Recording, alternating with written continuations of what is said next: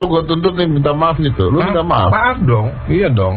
Oke. Nah kalau surat atau apa tampilin di IG, maaf Ahmad Dhani bersalah gini, gue bikin. Wah, masa lu mau bikin? Sumpah.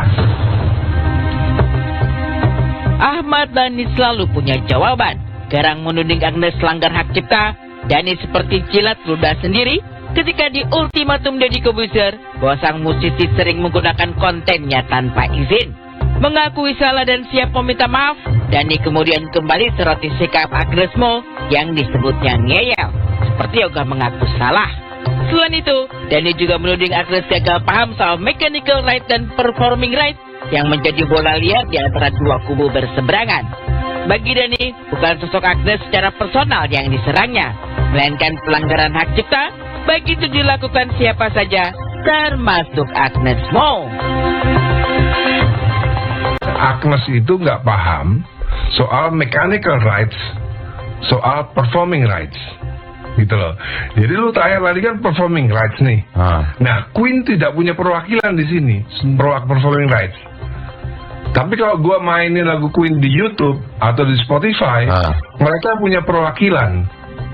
Claiming that the itu song is lu, mine, ya, gitu ya. kan, bahwa itu ciptaan gue. Oke, lu pelanggar hak cipta atau lu membajak. Royalty, ini kan? masalah performing rights. Performing rights, oke. Yang dimana, jangan lupa, Det, this song is my song kan.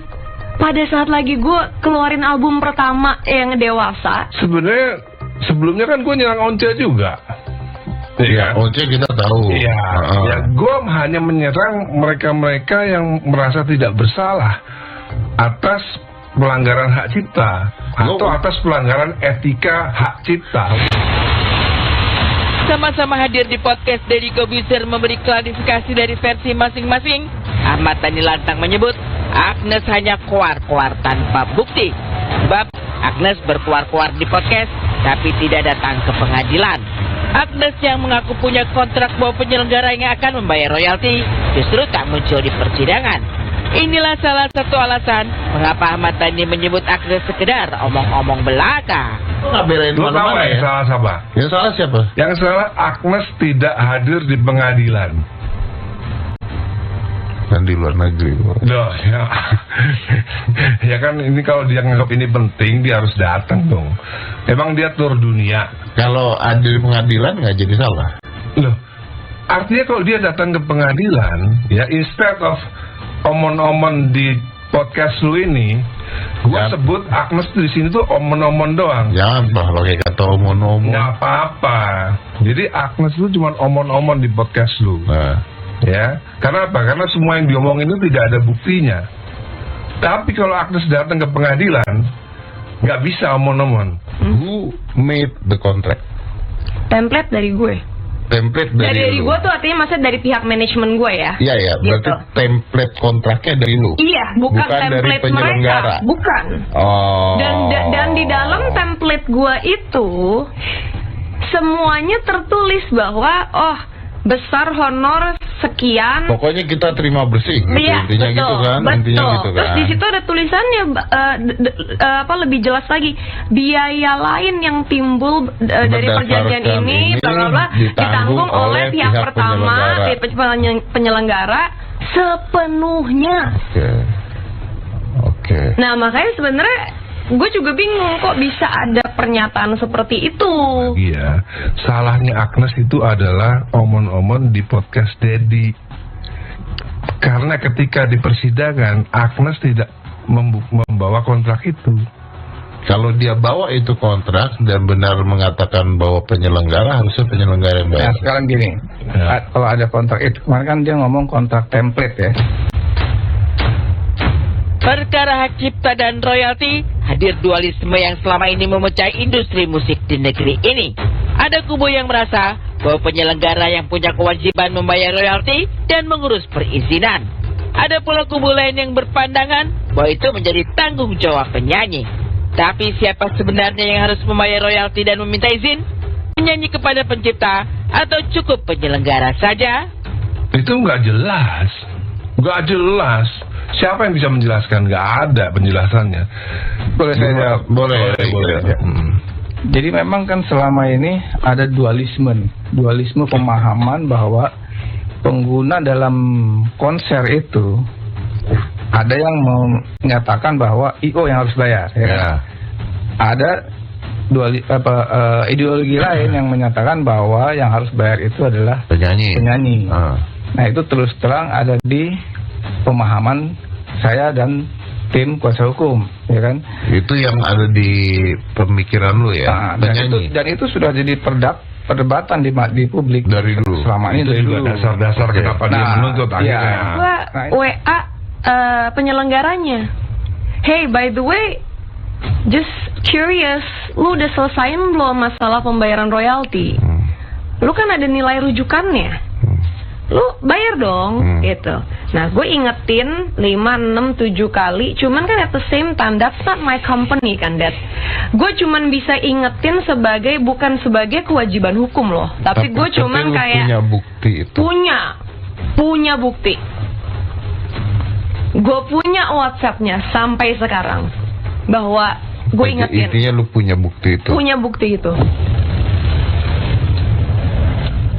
Perdebatan panas Agnes Mo dan Ahmad Dhani soal hak cipta kian kusut ketika Dhani bersama Ari Dias membuat salah satu surat yang diakui mereka membuat Agnes divonis bersalah.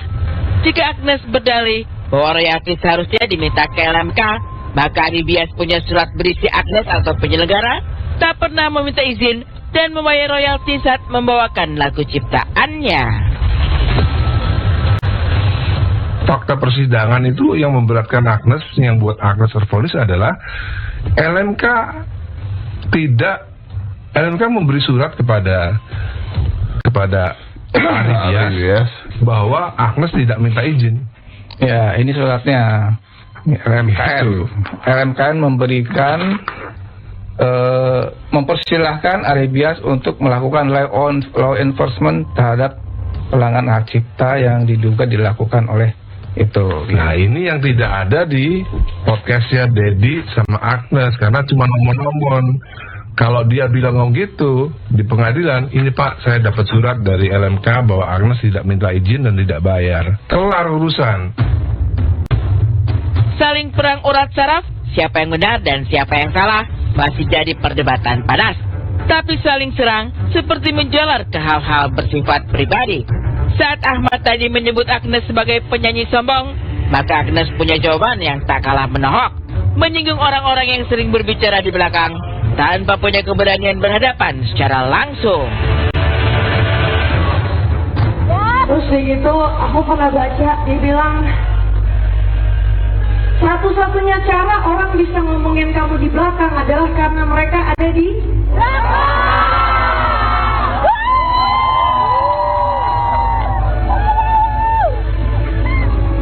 So for everybody di sini yang pernah diragukan, yang pernah diomongin, yang pernah difitnah,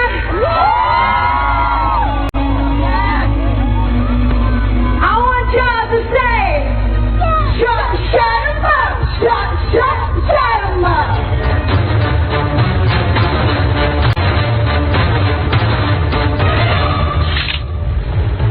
Sebenarnya melihat berita yang seperti tadi ya, video-video yang mungkin menjadi viral di luar sana antara dua musisi yang ternama sekali di Indonesia, dua legendary musisi yang di Indonesia ini kayaknya ada sedikit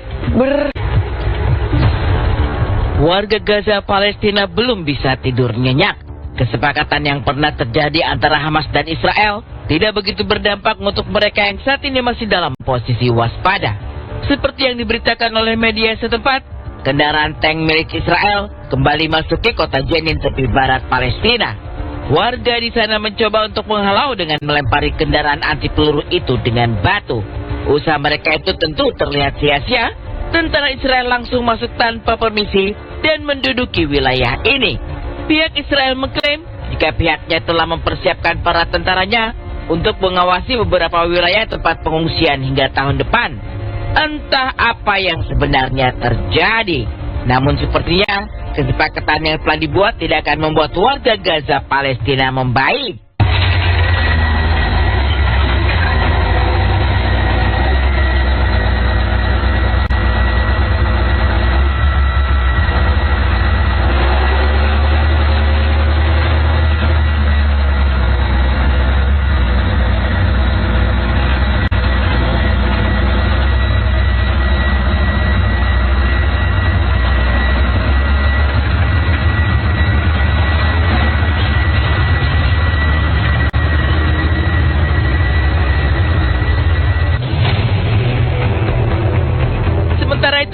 Di tempat lain, sebuah keluarga mencoba untuk mencari salah satu anggota keluarga mereka yang telah terbunuh pada 4 Februari 2024 lalu. Jenazah itu menghilang dan diketahui telah terkubur di bawah reruntuhan rumahnya. Jenazah Isam Muhammad akhirnya ditemukan dengan bantuan warga dan tim setempat.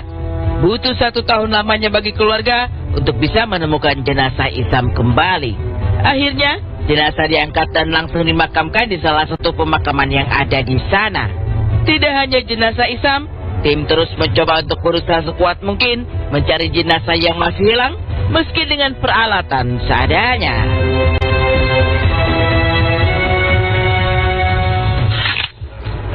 Tidak terbayangkan ya bagaimana perasaan para korban yang ada di sana, bagaimana mereka masih sampai dengan sekarang mencari di antara puing-puing tersebut mungkin ada jasad keluarga mereka. Jadi masih sangat mengenaskan sekali apapun yang terjadi di jalur Gaza, dan kami